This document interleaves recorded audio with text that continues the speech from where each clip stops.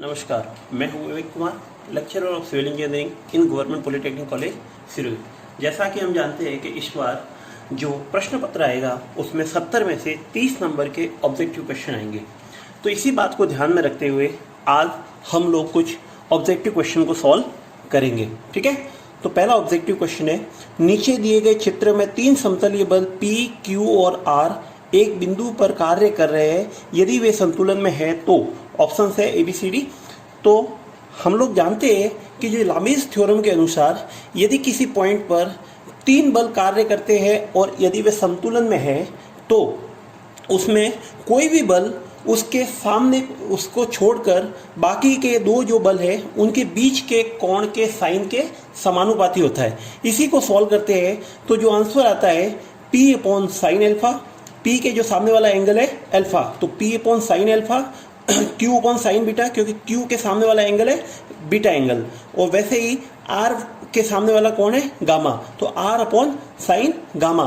तो जो आंसर है वो option B, P upon sine alpha equal to Q upon sine beta equal to R upon sine gamma. ठीक है, इसी तरह से सेकंड क्वेश्चन है, किसी निकाय के विस्थापन में परिवर्तन की दर को कहा जाता है। तो हम लोग जानते हैं कि जो विस्थापन में परिवर्तन की दर है उसे वेग कहते हैं, और जो वेग में परिवर्तन की दर होती है उसको बोला जाता है त्वरण, और जो दूरी में परिवर्तन की दर होती है उसको बोला जाता है चाल। तो इसका जो आंसर है वो है ए ऑप्शन वेग। ठीक है, थर्ड क्वेश्चन है, तल के जिस झुकाव कोण पर पिंड झुकाव के कारण नीचे सरकने लगता है वह कोण कहलाता है। ऑप्शन है ए घर्षण कोण, बी विश्रांति कोण, सी प्रक्षेप्य कोण, डी इनमें से कोई नहीं। और हम लोग जानते हैं कि जब कोई वस्तु किसी इंक्लाइन कोण पर इंक्लाइन तल पर रखी हुई होती है और धीरे धीरे उसका इंक्लाइन कोण इंक्लाइन एंगल बढ़ाते हैं तो एक कंडीशन ऐसी आ जाती है जब वो उसके झुकाव के कारण ही वह नीचे की तरफ सरकने लगता है, और वह कोण कहलाता है विश्रांति कोण।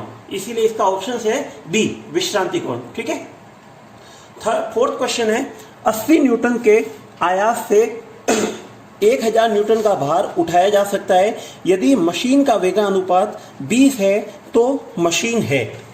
ऑप्शन है ए प्रतिवर्ती मशीन, बी गैर प्रतिवर्ती मशीन, सी आदर्श मशीन, और डी है इनमें से कोई नहीं। तो हम लोगों ने पढ़ा है कि जो प्रतिवर्ती मशीन होती है उसमें यदि मशीन की दक्षता 50% से ज़्यादा आती है तो वो होती है प्रतिवर्ती मशीन, और यदि मशीन की दक्षता 50% से कम आती है तो वो होती है गैर प्रतिवर्ती मशीन, और आदर्श के केस में मशीन की दक्षता 100%।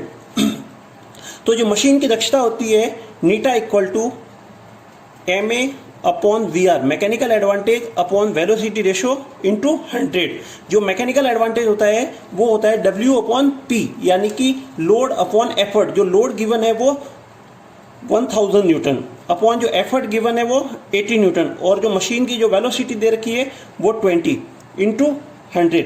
इसको जब सॉल्व करेंगे तो 62.5% अपने को मिलता है, जो कि 50% से ज़्यादा है, और अगर 50% से ज़्यादा है तो उस मशीन को बोला जाता है प्रतिवर्ती मशीन। ठीक है, तो आंसर है ए प्रतिवर्ती मशीन। ठीक है, फिफ्थ क्वेश्चन है, SI इकाई में शक्ति की इकाई है। हम लोग जानते हैं कि जो SI सिस्टम में जो पावर की जो यूनिट होती है वो होती है वॉट। जो जूल है वो ऊर्जा की SI यूनिट है।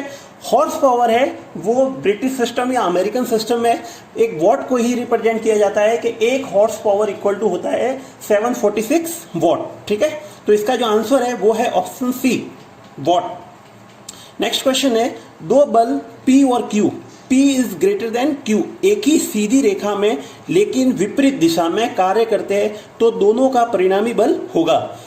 ऑप्शन क्वेश्चन में दिया हुआ है विपरीत दिशा में कार्य करते हैं, इसका मतलब है इन दोनों के बीच में जो कोण है वो है 180 डिग्री। और अपन जानते हैं हम लोग कि आर रिजल्टेंट फोर्स का जो फॉर्मूला होता है P² plus Q² plus 2PQ cos theta. इस फॉर्मूले से अपन 2 बलों का रिजल्टेंट बल ज्ञात कर सकते हैं। ठीक है, तो इसमें cos थीटा इक्वल टू जब 180 पुट करते हैं P² Q² plus 2PQ cos theta, क्योंकि ये दोनों एक दूसरे का ऑपोजिट डायरेक्शन में एक्ट हो रहे हैं तो 180 डिग्री। cos 180 का मान होता है -1, P² plus Q² minus 2pq, जो कि p माइनस क्यू का होल स्क्वायर, इसका पूरे का स्क्वायर रूट, जो तो आंसर आएगा p माइनस क्यू। तो जो अपने जो आंसर है वो option B p minus Q.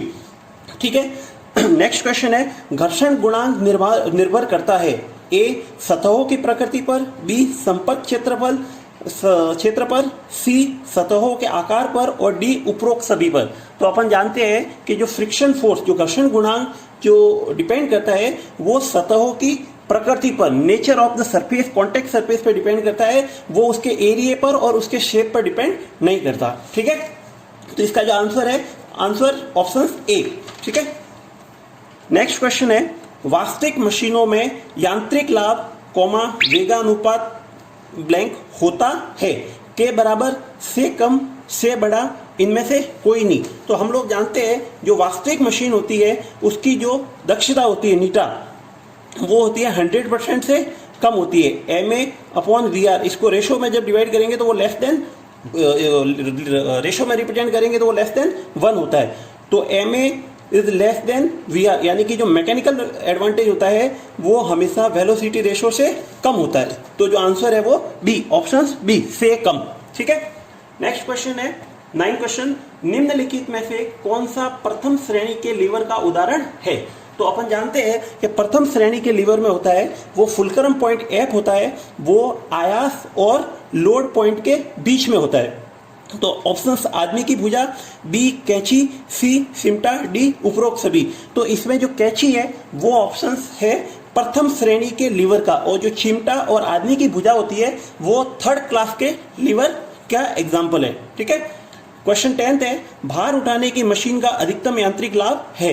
जैसा कि हम लोगों ने डेराइव किया है कि जो मशीन की मैक्सिमम मैकेनिकल एडवांटेज होता है वो 1/m होता है। ठीक है, तो इसका आंसर है 1/m।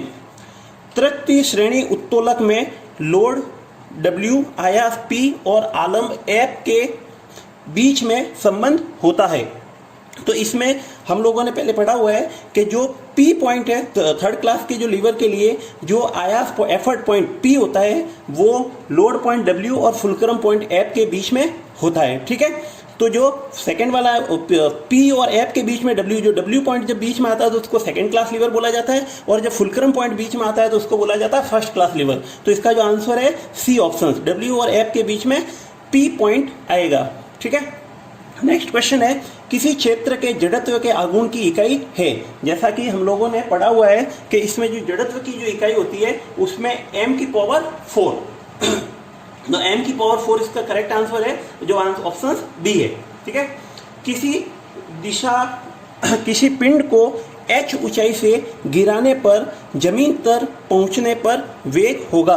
तो जो वेग फाइनल वेलोसिटी को फाइंड आउट करने के लिए जो मोशन की थर्ड इक्वेशन है उसका यूज करेंगे, और इसमें पिंड को गिराया जा रहा है, इसका मतलब है उसकी इनिशियल वेलोसिटी 0 है। तो v² = 0 + 2gh, और v की वैल्यू आएगी √2gh। तो इसका जो आंसर आएगा वो सी। ठीक है, करेक्ट आंसर है सी ऑप्शन √2gh। 14 क्वेश्चन है, किसी गतिशील पिंड के द्रव्यमान एवं वेग के गुणनफल को कहा जाता है। अपन ने न्यूटन्स लॉ ऑफ मोशन में पढ़ा था कि जो द्रव्यमान यानी कि m और वेलोसिटी वेग v के मल्टीप्लीकेशन को मोमेंटम बोला जाता है, संवेग। तो इसका करेक्ट आंसर है बी, संवेग। ठीक है, यदि थीटा और u किसी प्रक्षेप्य के क्रमशः प्रक्षेप्य कोण एवं प्रारंभिक वेग है तो प्रक्षेप्य की क्षैतिज परास होगी। क्षैतिज परास के लिए अपन ने पिछली क्लास में फॉर्मूला डेराइव किया था कि क्षैतिज परास होती है वो u² sin 2θ/g। ठीक है, धन्यवाद।